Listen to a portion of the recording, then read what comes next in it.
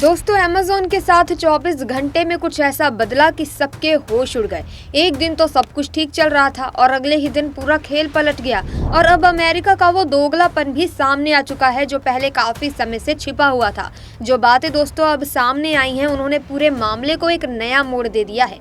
सच कहूं तो दोस्तों ये पूरा ड्रामा अब सबके लिए एक बड़ा सवाल बन गया है। सो आइए जानते हैं इस पूरी कहानी की पीछे की सच्चाई क्या है और आगे का आखिर क्या प्लान होने वाला है। सो आप इस वीडियो को आखिर तक बिना स्किप किए पूरा जरूर देखें और अगर वीडियो इन्फॉर्मेटिव लगे तो आप इस वीडियो को एक लाइक जरूर कीजिएगा और साथ ही कमेंट सेक्शन में जय हिंद जय भारत जरूर लिख दीजिए। और चलिए फिर बिना किसी देरी के वीडियो में आगे बढ़ते हैं। दोस्तों जाने माने बिजनेसमैन गौतम अडानी पर अमेरिका ने जो हाल ही में एलिगेशंस लगाए थे उसके बाद अडानी ग्रुप की कई कंपनियों के शेयर कीमतें तेजी से गिरने लगी थी। लेकिन बीते 24 घंटे में भारत ने कुछ ऐसा कदम उठाया कि शेयर प्राइस अब बढ़ने लगे हैं और अमेरिका की सारी चालबाजी नाकाम हो गई है। दूसरी खबर, एक भारतीय को अमेरिका में करीब 20 साल की जेल और 8.4 करोड़ रुपए का जुर्माना हुआ है क्योंकि उस पर रूस के साथ व्यापार करने का आरोप था। तीसरी खबर, जहां भारत एक बार फिर अमेरिका के सुप्रीम कोर्ट का दरवाजा खटखटा रहा है ताकि 26/11 के आतंकी हमले के आरोपी तहव्वुर राणा को भारत लाया जा सके। चौथी खबर भी दोस्तों अमेरिका से ही है। भारत की इन्फोर्समेंट डायरेक्टोरेट से सामने आई है जहां अमेरिका की बड़ी ई-कॉमर्स कंपनी अमेज़न पर गंभीर एलिगेशंस लगाए गए हैं। इन एलिगेशंस और जांच के चलते अमेरिका को और भी बड़ी कानूनी मुश्किलों का सामना करना पड़ सकता है। इसके अलावा भारत और अमेरिका से जुड़े कई और मामले भी हैं जो ये साबित करते हैं कि अमेरिका कई बार अपने दोहरे रवैये को अपनाता है। सबसे पहले अडानी ग्रुप के मामले पर चर्चा करें तो अमेरिका ने आरोप लगाए हैं कि अडानी ने कुछ भारतीय ब्यूरोक्रेट्स के साथ मिलकर सोलर इलेक्ट्रिसिटी की सप्लाई को लेकर रिश्वत दी है। ये बातचीत कथित तौर पर एक अमेरिकी कंपनी के जरिए की गई थी जो जीमेल पर आधारित थी। इन आरोपों के आधार पर अडानी ग्रुप पर जांच की योजना बनाई गई थी। हालांकि यहाँ पर यह सवाल उठता है कि किसी दूसरे देश को भारत की कंपनी पर आरोप लगाने का अधिकार नहीं होना चाहिए, खासकर जब मामला भारत की पावर सप्लाई और घरेलू मुद्दों से जुड़ा हो। इसके बाद पिछले 24 घंटों में अमेरिका की ये चाल अब कमजोर पड़ती हुई नजर आ रही है क्योंकि इसके बाद कुछ घटनाक्रम सामने आए हैं जो इसे फीका साबित करते हैं। अब आपको दोस्तों बता दें कि जैसे ही अमेरिका एलिगेशंस लगाता है उसके बाद अडानी की multiple companies like Adani enterprises, Adani green energy, Adani total gas and multiple power sector से जुड़ी हुई कंपनीज के शेयर्स में 9%, 22%, 20% इस तरीके की गिरावट को नोटिस किया गया और इन्वेस्टर्स के करीब 5.35 लाख करोड़ रुपए डूब गए। लेकिन आप यहाँ पर क्लियरली चीज को देख पाएंगे कि लगातार अडानी ग्रुप के शेयर फिर से उठने शुरू हो चुके हैं और ये गेम सिर्फ बीते 24 घंटे के भीतर देखने को मिला है। अगर डिटेल्स की बात की जाए तो भारत के अंदर अडानी ग्रुप के बढ़ रहे शेयर प्राइस ने अमेरिका के ये एलिगेशंस को पूरी तरीके से डिफ्यूज कर दिया है। कुछ हाईलाइटेड शेयर्स की बात की जाए तो Ambuja cements 5%, Adani enterprises 3.6%, ACC में 3.90% और अडानी पोर्ट्स में 2.33% की ग्रोथ देखने को मिली है।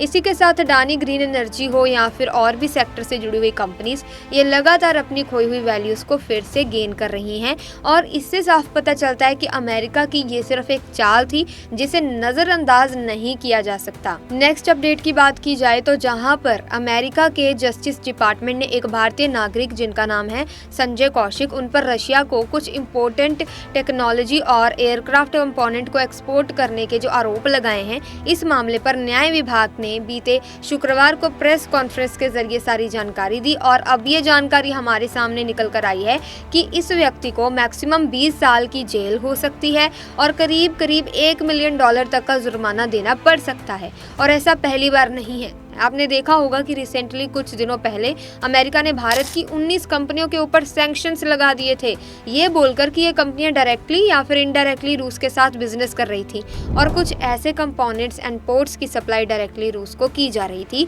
जो कि ड्यूअल यूज पर्पस के लिए थी, लेकिन रूस इनका सिर्फ और सिर्फ हथियारों में इस्तेमाल कर रहा था। फिलहाल अभी भी इस भारतीय के ऊपर एक जाँच की जाएगी, उसके बाद ही दोस्तों क्लियर हो पाएगा कि एग्जैक्टली यहाँ पर किस तरीके की गलती को अंजाम दिया गया है।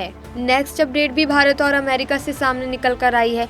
अमेरिका की जानी मानी और दुनिया के लगभग सबसे बड़ी ई कॉमर्स कंपनी अमेज़न के ऊपर ईडी की तरफ से एक रेड जैसे प्रोसेस को एग्जीक्यूट किया गया है। असल में यहाँ पर एक इन्वेस्टिगेशन की जा रही थी भारत के अंदर काम कर रही ई कॉमर्स कंपनी पर, जिनमें अमेज़न और फ्लिपकार्ट दोनों शामिल थे। लेकिन जब इन्वेस्टिगेशन हुई तो पता चला कि अमेज़न, जो कि सिर्फ एक मीडिएटर की तरह काम करती है, यानी कि सेलर से सामान को उठा करके कंज्यूमर तक पहुंचाती है और अपने डिलीवरी पार्टनर को कुछ पैसा देकर कुछ कमीशन ये अपने पास रखते हैं।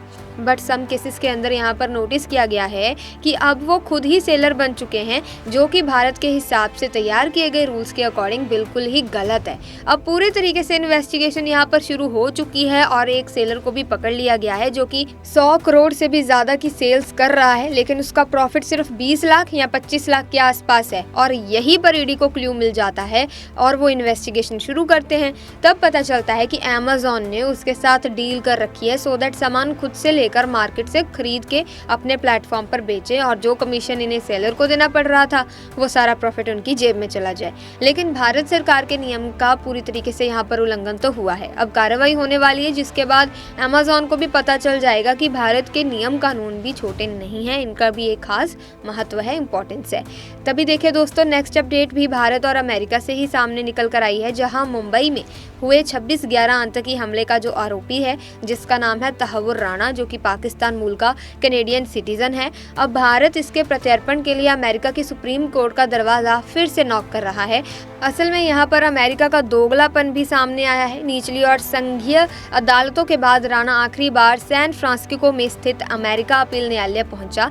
23 सितंबर को सर्किट कोर्ट की दूसरी अदालत की इस फैसले पर रोक लगाने पर उसकी याचिका को खारिज कर दिया गया, जिन्होंने भारत भेजने के कदम को मंजूरी दी थी। और एक बार फिर भारत ने वहां के सुप्रीम कोर्ट पर प्रेशर बनाना शुरू कर दिया है, जोर देना शुरू कर दिया है कि इस व्यक्ति को भारत वापस भेजा जाए, क्योंकि यही वो व्यक्ति है दोस्तों जिसने इस पूरे मामले की प्लॉटिंग की थी।